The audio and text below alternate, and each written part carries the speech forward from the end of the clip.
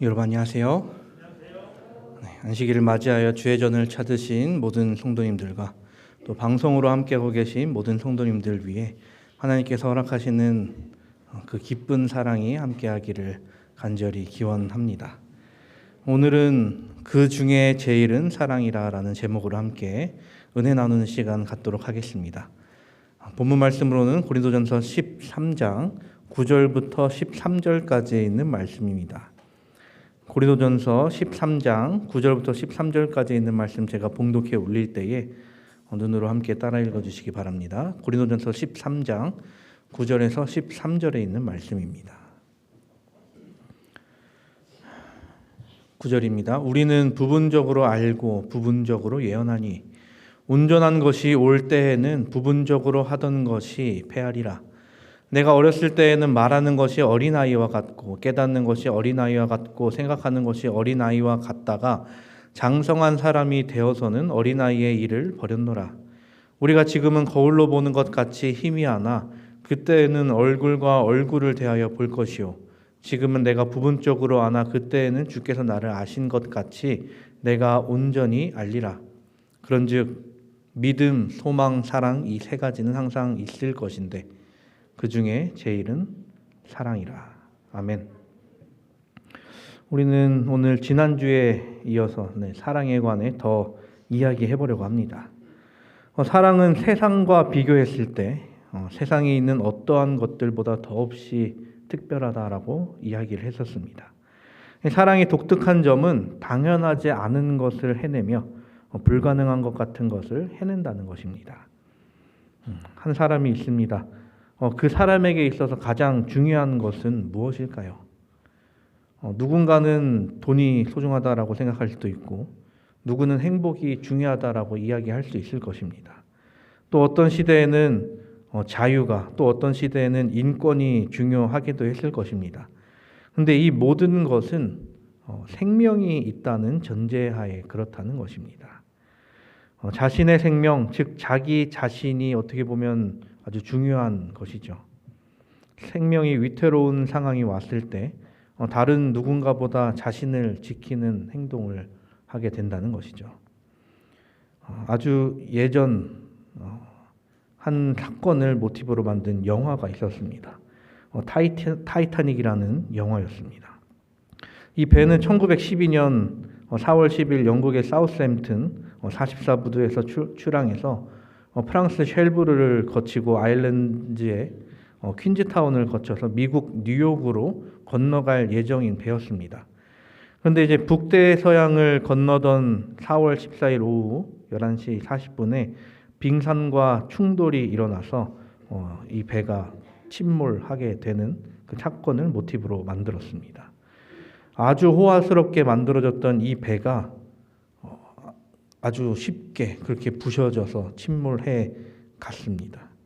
그 침몰되는 과정에 사람들을 일단 구명보트에 실어서 이제 구출을 시키죠. 근데 선원들은 누구 먼저 타라고 외쳤나요? 어린이와 여성 먼저 타라고 이야기를 합니다. 그러자 거기에 모여있던 다른 남성들이 자기도 태워달라고 하죠. 그러다가 누구는 총을 맞기도 하고 그런 일이 있었습니다. 그렇게 선원들은 남자들을 치우면서 어린이와 여성을 먼저 태웁니다.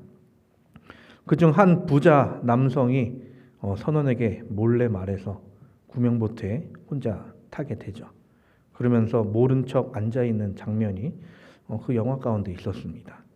사람들은 그 장면을 보면서 왜 이렇게 쪼잔하냐라고 생각했을지도 모르겠습니다. 그 남자는 자신이 그렇게 사랑한다던 여성도, 사람도 내려놓고 자기만 챙기는 모습을 보여주죠. 그래서 어떻게 보면 더 사람들이 이 남성에 대해 좀 안 좋은 감정을 가졌을 수도 있겠습니다. 정말 목숨이 위태로운 상황이 왔을 때 나는 담대히 죽겠노라라고 할 사람이 솔직히 얼마나 될까요? 그런데 이 영화 가운데서는 주인공 커플은 조금 다른 모습을 그려내고 있죠. 서로를 살리기 위해 온갖 일을 해나갔다는 것입니다. 그리고 결국엔 한 명밖에 살 수 없는 순간이 오자 서로 살라라고 이야기를 하죠. 내가 살겠다고 하는 것이 아니라 너가 살아라라고 이야기를 합니다. 사랑이라는 것은 세상의 방향과 어떻게 보면 정반대 방향으로 갑니다. 이런 남녀 간의 사랑과 어떻게 보면 근데 조금 다른 사랑이 있죠. 그것은 바로 부모와 자식 간의 사랑이라는 것입니다. 부모와 자식 간의 사랑이라고 하기보다 부모의 사랑이라고 표현하는 것이 더 맞는 것 같기도 합니다. 자식도 분명 부모님을 사랑하지만 부모가 자식 사랑하는 것에는 비할 바가 못 된다고 생각을 합니다. 한 광고가 있었습니다. 자양광장제 음료지만 이제 어머니가 아이들을 기르는 모습을 이제 그려 놓았습니다. 이제 아이 둘 기르고 있는 엄마의 모습인데 이 육아가 절대로 쉬워 보이지 않는 것입니다.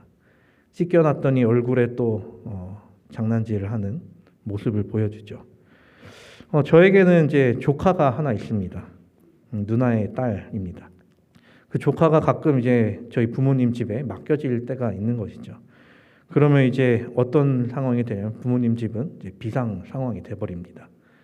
조카를 아버지 어머니가 돌아가면서 돌보다가 이제 뭐 며칠 지나다 가면 완전히 이제 어머니가 녹초가 된 모습을 보곤 합니다. 이제 아이가 오면 신경 써야 될 게 한두 가지가 아니기 때문이죠. 혹시라도 뭐 아프면, 혹시라도 다치면 굉장히 힘든 상황이 있기 때문에 굉장히 조심스러운 것이죠. 저희 동기 중에 아이가 있는 한 친구가 있습니다. 그 친구에게 누가 물었습니다. 아이가 항상 좋냐?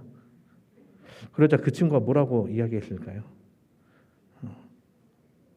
많은 같이 있던 친구들은 생각하기를 너무 좋다고, 항상 좋다고, 너무 사랑스럽다라고 이야기를 할 줄 알았습니다. 근데 이 친구가 굉장히 의외의 대답을 하는 것입니다. 그것은 가끔은 얘가 내 아이가 아니었으면 좋겠다라고 생각한다는 것입니다. 밤마다 깨우고 막 울고 그러면 제발 좀 자고 싶은데 얘가 내 아이가 맞나라는 생각을 한다는 것이죠. 그 이야기를 들으면서 이제 육아의 난이도가 절대로 쉽지 않다는 것을 느끼곤 했습니다. 그래도 기본적으로는 너무나 사랑하고 사랑스럽다라고 이야기했습니다. 사람이 다른 사람을 무조건적으로 사랑할 수 있는가에 어떻게 보면 가장 가까운 것이 바로 부모의 사랑일 것입니다. 그런데 이것도 무조건이라고 하기는 어렵죠. 왜냐하면 그 아이가 내 아이라는 조건이 있기 때문입니다. 오늘 본문 첫 절은 우리에게 이렇게 이야기합니다. 우리는 부분적으로 알고 부분적으로 예언하니. 우리가 부분적으로 아는 것은 무엇일까요? 이에 대해 우리는 명확히 알 수 없으나 아마 사랑이 이 안에 포함되어 있을 것입니다. 우리는 하나님의 형상으로 창조된 존재들입니다. 그런데 인류가 죄를 지음으로 인해 많은 것을 잃어버리게 되었죠. 하나님의 형상이라 함은 하나님의 모습뿐 아니라 하나님의 품성 또한 닮은 것을 이야기합니다. 하나님의 품성은 정말 여러 가지가 있죠. 자존하시고 완전하시며 영원하시고 또 전지전능하시며 불변하십니다. 그리고 자비하시고 공의로우심이 그 안에 함께 계십니다. 그런데 하나님의 품성의 기초는 바로 사랑이라는 것이죠. 예수님의 제자 요한은 그의 편지에 하나님과 사랑에 관해 이렇게 기록해 놓은 것이 있습니다. 사랑하는 자들아, 우리가 서로 사랑하자. 사랑은 하나님께 속한 것이니 사랑하는 자마다 하나님으로부터 나서 하나님을 알고 사랑하지 아니하는 자는 하나님을 알지 못하나니 이는 하나님은 사랑이심이라. 하나님을 사랑 그 자체인 것으로 이야기를 하고 있습니다. 그리고 하나님을 아는 것은 아무나 하는 것이 아니라 사랑하는 자마다 알겠다라고 이야기를 하고 있습니다. 이를 통해 우리가 생각해 봐야 하는 것은 과연 우리는 하나님을 알고 있는가? 우리는 과연 사랑을 알고 있는가 하는 것입니다. 세상과 사단은 사람들이 하나님을 오해하도록, 하나님을 알지 못하도록 만들어 가고 있습니다. 하나님을 두려운 존재 혹은 인간에게 무심한 존재로 속삭이고 있다는 것이죠. 혹은 하나님을 아예 없는 존재까지 만들려고 노력하고 있습니다. 그렇게 사람들 속에 하나님을 지워가면서 사랑 또한 지워가고 있었습니다. 이는 아담과 하와가 창조됐을 때부터 그랬다는 것입니다. 선악과에서 뱀이 하와를 꼬드길 때부터 하나님의 존재를 의심하게 만들었죠. 하나님의 사랑의 하나님을 인간을 죽이려고 하는 하나님으로 만들었다는 것입니다. 이렇게 인간은 하나님을 오해하고 누릴 수 있는 그 진짜 사랑을 잃어가고 있었습니다. 요한일서 4장 7절에 하나님은 이 8절에 하나님은 사랑이심이라라는 말을 우리 교회 주석에서는 이렇게 이야기하고 있습니다. 하나님은 사랑이시라라는 것은 계시인데 이는 사람들이 그들 스스로는 그 사실을 결코 발견할 수 없었기 때문이다. 하나님은 사랑이시다라는 것이 이 계시라는 것인데 이것을 말하는 것은 우리는 하나님의 말씀을 대언한다 혹은 예언한다라고 이야기할 수 있을 것입니다. 하나님께서 우리에게 알려주신 것을 이야기하는 것이기 때문이죠. 이로 봤을 때 오늘 바울의 편지 9절에서는 우리가 하나님은 사랑이심이라라는 것을 부분적으로 알 뿐이고 부분적으로 예언할 뿐이라는 것을 이야기하고 있습니다. 실제로 그러하죠. 인간이 하나님을 온전히 이해할 수 있는가, 이해하고 있는가 하면 그렇지 못하다라는 것입니다. 그럼 인간이 사랑을 전부 이해하고 있는가 하면 이 또한 그렇지 못하다라는 것입니다. 헬라의 철학자들은 사랑이 무엇인가를 연구했습니다. 그리고서 그들이 이야기한 것은 사랑은 여러 가지로 나누어져 있다라는 것이었습니다. 하나는 남녀 간의 사랑을 나타내는 에로스, 또 다른 하나는 가족 구성원 사이에 존재하는 사랑 스테르고, 세 번째는 지인 사이, 친구 사이의 애정이나 친분을 표현하는 우정을 나타내는 필레오. 네 번째는 존재 가치에 대한 사랑을 표현하는 아가페, 아가파오 사랑이 있다는 것입니다. 이것이 그렇다면 사랑의 전부인가? 라고 하면 그렇지 않을 것입니다. 사람과 사람 사이에 사랑만 있는 것이 아니고 사람이 동물을 사랑하는 마음도 있겠죠.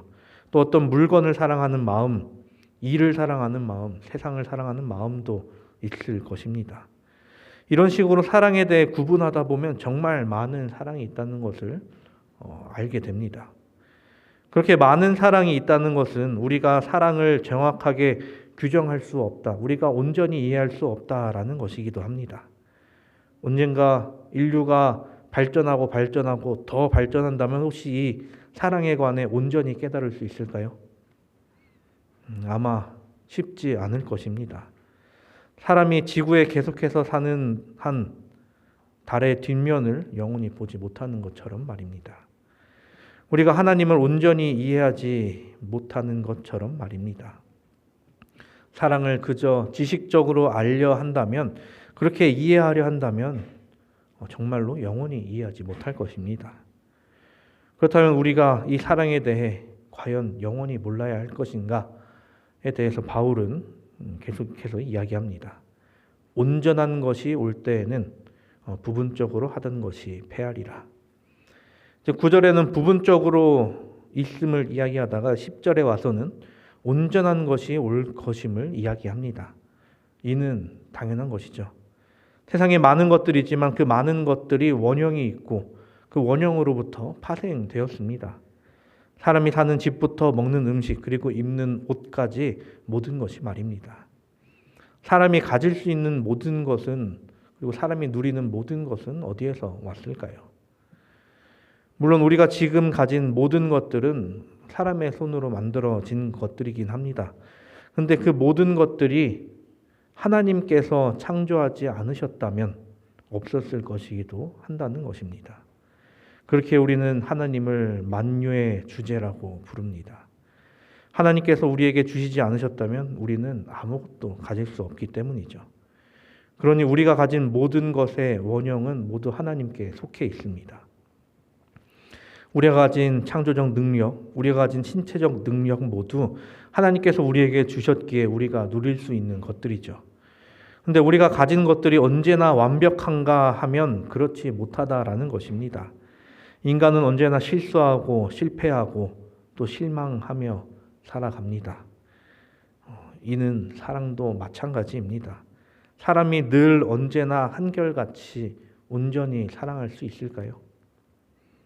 아니면 사람이 사랑에 대해 온전히 이해할 수 있는가 하면 그렇지 못함을 우리는 이야기를 했었습니다. 그런데 온전히 하실 수 있는 단 한 존재가 있다는 것을 우리는 알고 있다는 것입니다. 그 존재가 바로 하나님이시라는 것입니다. 영원 전부터 계셨으며 영원 후까지 계실 그분, 그때부터 지금까지 조금도 쉬지 않고 사랑을 베푸시는 분이 계시는데 그분이 바로 우리의 하나님이시라는 것이죠. 그렇게 우리는 하나님을 사랑이시라라고 부를 수 있게 되었습니다. 예언에 대해서 이야기를 합니다. 예언의 가장 중요한 부분이 무엇일까요?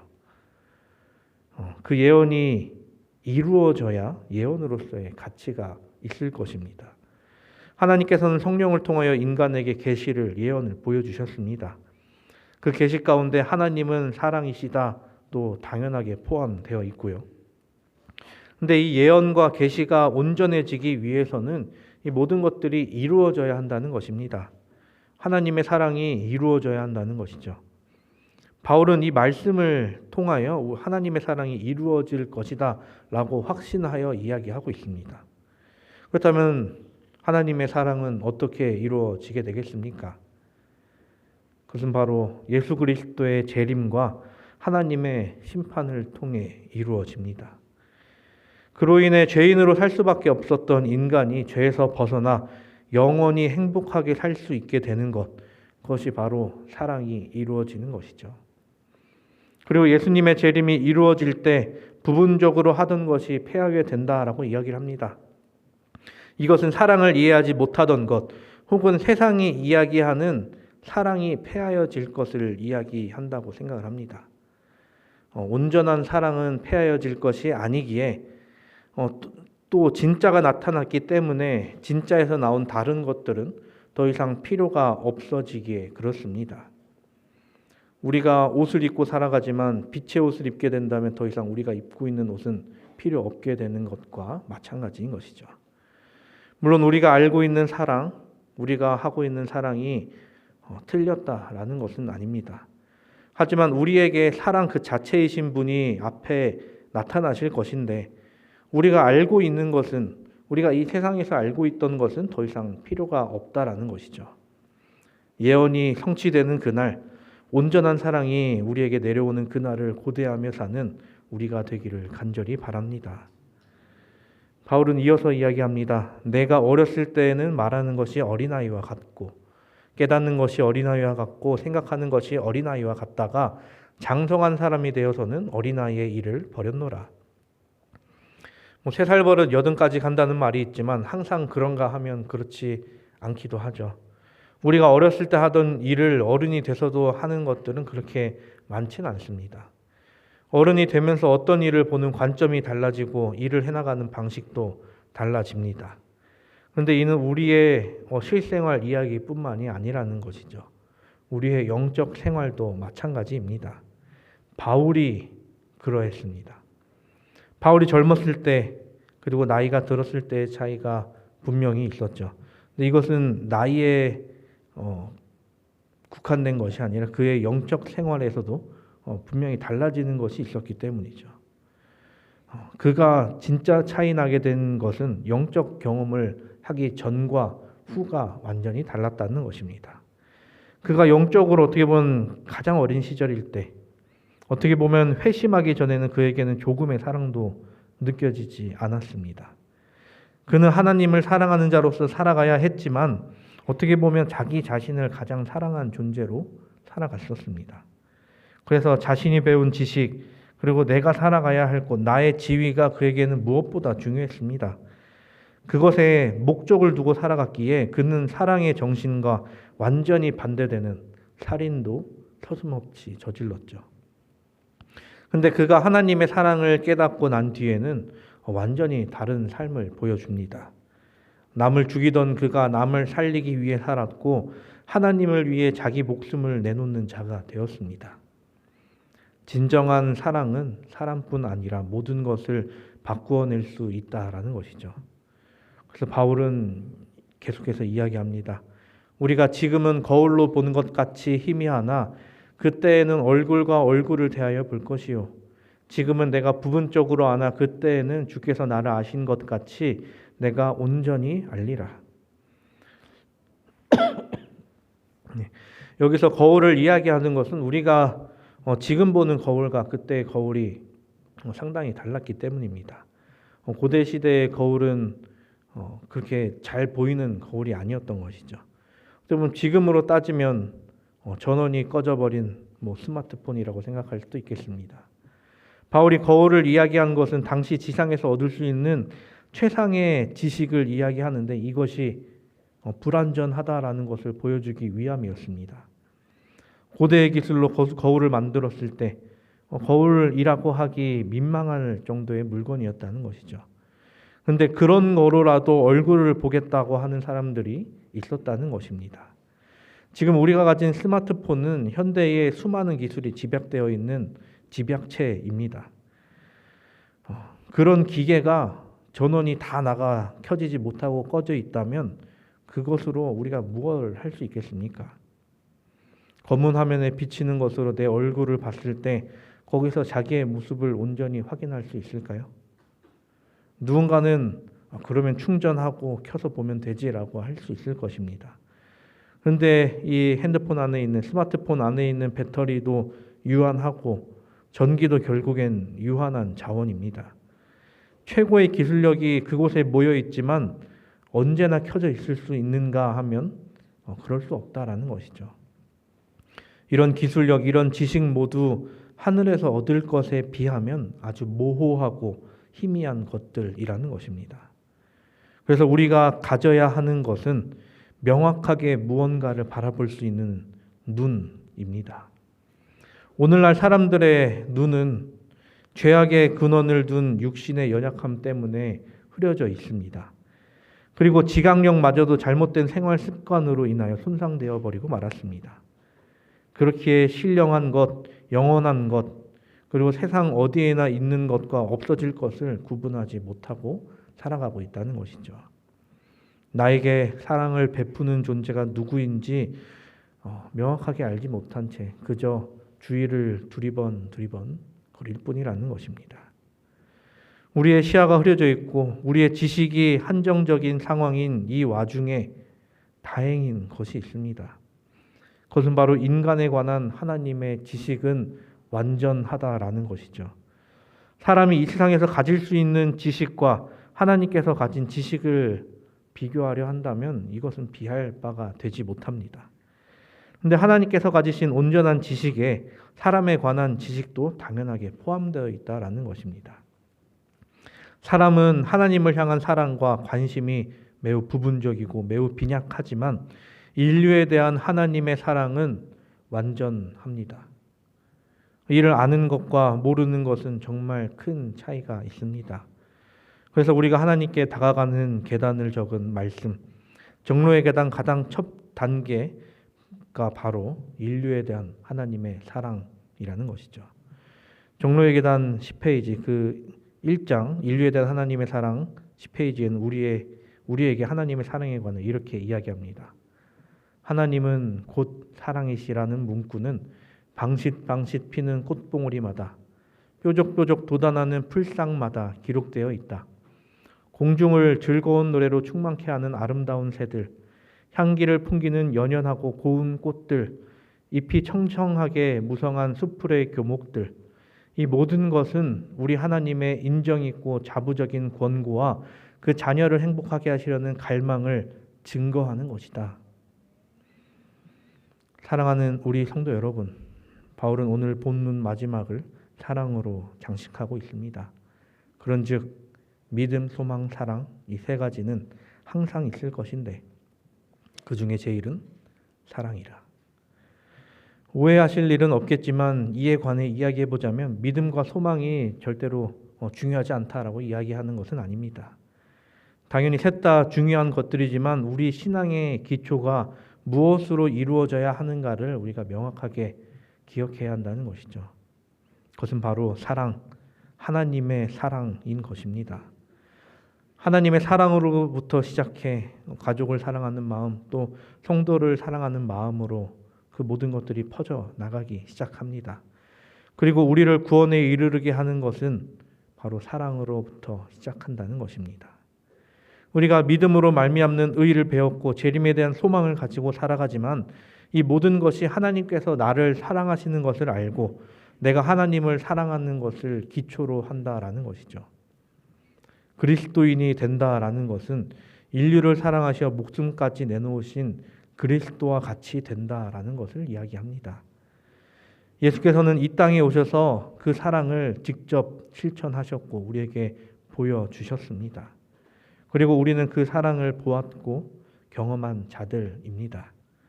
그렇게 우리 또한 그 사랑을 나타내 보이는 삶을 살아야 하는 것이죠. 이 세상이 아무리 삭막해도 사랑이 식어버린 시대라고 할지라도 사람들은 사랑에 반응합니다. 진실한 사랑을 싫어할 사람 이 세상에 아무도 없습니다. 사람들이 삭막해진 이유는 그 진실된 사랑을 발견하지 못하고 그 진실된 사랑을 받지 못했기 때문이라는 것이죠. 우리가 해야 하는 일이 바로 이것입니다. 우리가 받은 사랑, 우리가 경험한 사랑을 다른 이들도 경험하게 하고 그들이 그 사랑을 통해 하나님을 보게 되었을 때 그들 마음속에는 감동이 자리 잡게 되고 그들이 회심하게 되며 그들이 사랑으로 살기 위하여 나아가게 될 것입니다. 믿음, 소망, 사랑 이 모든 것들이 당연하게도 큰 능력을 가지고 있지만 우리가 나타낼 수 있는 것, 이 안에서 기적이 일어날 능력이 가장 강한 것이 바로 사랑이라는 것입니다. 그 중에 제일은 사랑이라. 우리의 삶에 그 사랑이 가득하기를 바랍니다. 그 사랑이 우리에게 나타내 보여진 그 사랑이 다른 이들에게도 전해지게 되기를 간절히 바랍니다. 그리하여 우리 교회가 사랑의 집이 되어 하나님께 많은 이들이 나아가게 됨을 모두 함께 경험하게 되기를 바라며 말씀을 드리겠습니다. 네, 다 함께 일어나서